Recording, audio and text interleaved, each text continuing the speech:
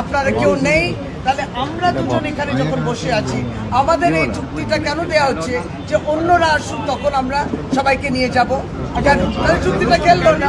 বসে আছে, আমাদের ঢুকতে দিচ্ছে না, এখন নেমন্তন্ন করে পাঠাচ্ছে বিজেপি ক্যান্ডিডেট। আমরা 4:30 পরে তো ক্যামেরাতে মুভমেন্ট দেখছি, ক্যামেরা নাম্বার 17-এ মুভমেন্ট, তারপরে তো আসলে আমাদের লোকেরা ইলেকশন কমিশনের এই স্কুটিনির কাজে 3:30 4টে অবধি তো এখানেই ছিল, ফলে তাদেরকে জানানো হয়নি যে এখানে আবার ওই মেশিন খোলা হবে। এবার শেষ মুহূর্তে একটা করে মেল পাঠিয়ে দেওয়া হয়েছে, রুটিন, ওরা সর্বকত মেল পাঠায় নানা রকম। এবার তাতে আমাদের কি ধারণা হচ্ছে? আমাদের ধারণা হচ্ছে আমাদের টিম তো ওখানে আছে, অথচ টিমকে এটা বলা হয়নি। এবার যখন টিমের সঙ্গে আমাদের যোগাযোগ হচ্ছে, আমাদের সঙ্গে টিমের যোগাযোগ হচ্ছে, তখন ধরা পড়ছে এটা আনগার্ডে। এবার শশীদি ছুটে আসছে নয়, এবার আমরা আসছি, আপনার বাইরের স্ক্রিনে দেখা যাচ্ছে ভেতরে লোক কাজ করছে, বাইরের স্ক্রিনে দেখা যাচ্ছে ভেতরে লোক কাজ করছে।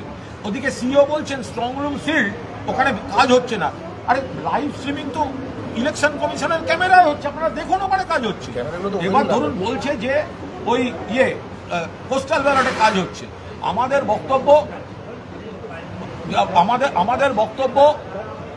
বক্তব্য হচ্ছে যে যদি পোস্টাল ব্যালটেই হয় তো তাহলে সেই পোস্টাল ব্যালটগুলো এলো কোথা থেকে? তো তার তো কোনো সোর্স এই ভিডিও ক্যামেরায় নেই। এই বিষয়টা হচ্ছে যে জিনিসটা ট্রান্সপারেন্টলি প্রত্যেকটা পলিটিক্যাল পার্টিকে জানানো হয় না কেন? কত গুরুত্বপূর্ণ! আপনার স্ট্রং রুম আপনাকে খুলতে হচ্ছে একটা কাজের জন্য, সেটা সমস্ত পার্টিগুলোকে জানাতে হবে। আর যখন দেখলেন কোনো পার্টি ছিল না, তাহলে খুললেন কেন? এখন কেন বলছেন যে ওরা খুললেন না? আপনি যদি দেখেন কোনো পলিটিক্যাল পার্টি নেই তাহলে খুলতেন না। আর যদি বলে থাকেন না জানিয়েছি, তাহলে আমরা এসছি বা ঢুকতে দিচ্ছি না। এই চিন্তাটার মানে